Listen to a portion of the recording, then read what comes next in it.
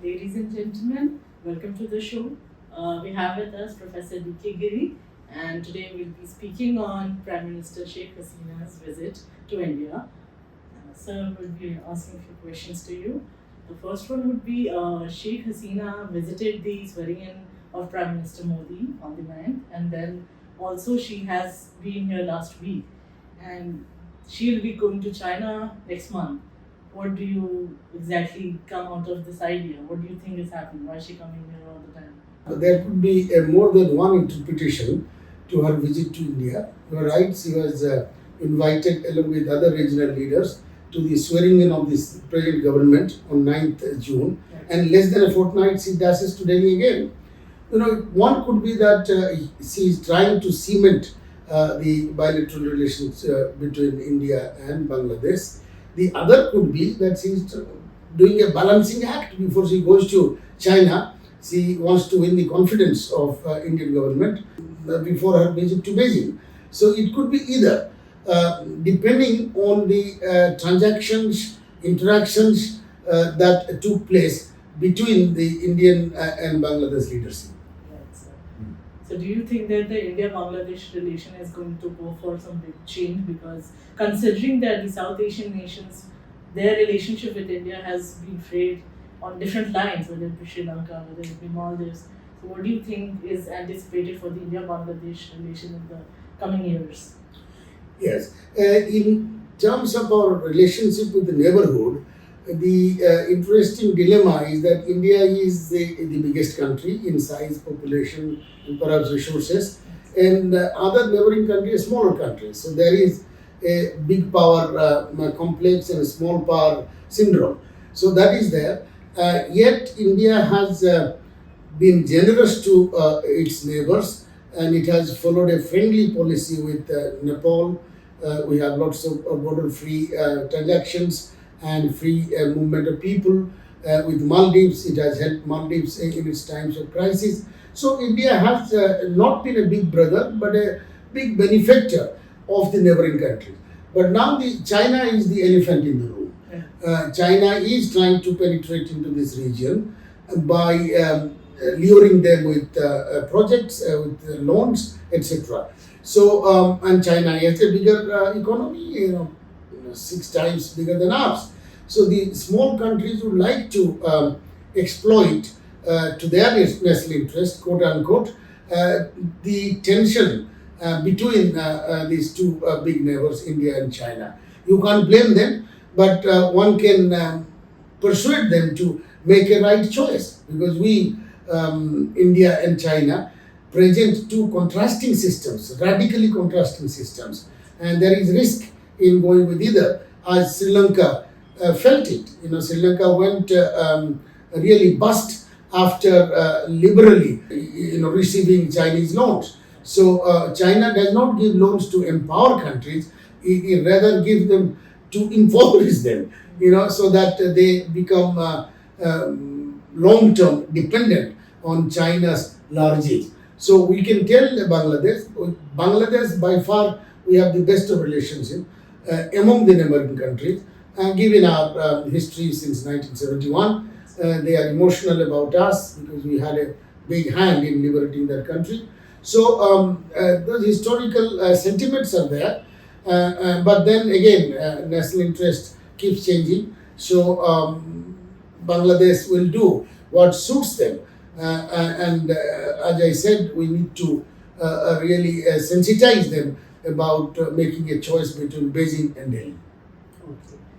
Rightly said so, but we also see that the South Asian nations, they are trying to hedge China and also sort of playing the India-China card when it comes to China's penetration in the South Asian. So how do you think this entire game will be coming along? Because India has to sort of tackle China in the neighborhood, and I'm sure that the other countries are also quite interested in most of the things offered by China nowadays.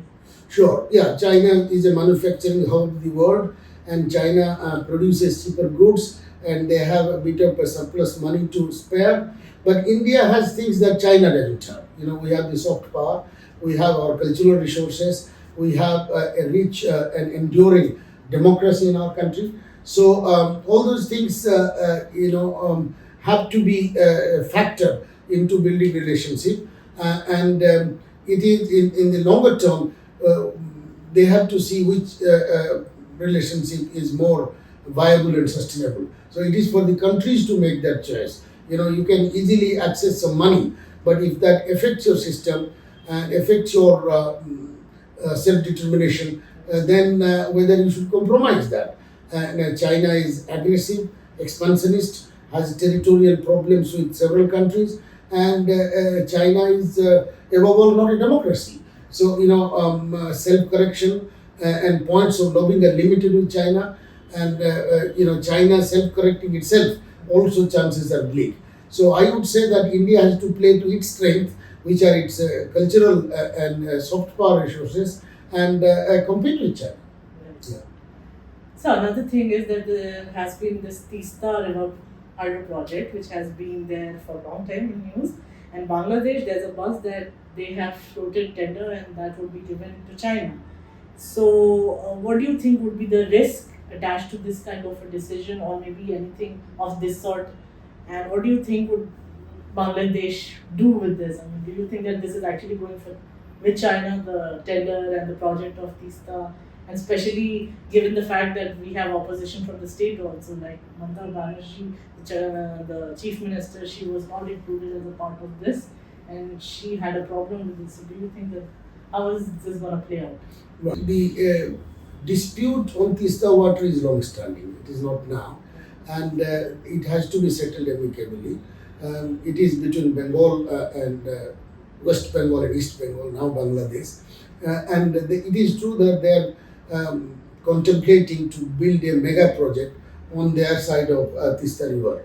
And they have floated tenders, and only two countries have applied, India and China. And China apparently has done some survey already on the project site. India also is willing to do whatever is necessary for Bangladesh, embankment and reservoir. And Bangladesh, I was looking at some statements by the Bangladeshi Prime Minister, and she is inclined to give it to India because it will be easier, according to her, to sort out the water sharing if the project was also with India, because they have to negotiate on the water issue. So that is her thinking. At the same time, India will take a very serious note of it if it was given to China, because it will have a geopolitical implication, and certainly there are risk assumptions if China comes to the border of Bengal through the Tista River. So already we have issues in POK through the BRI project and another project. So China's presence anywhere will pose a veritable risk for India. So Bangladesh will be wary in giving it away to China without being sensitive to India's concerns on its neighborhood. I think we are about it. Thank you so much. Pleasure talking to you. Thank you.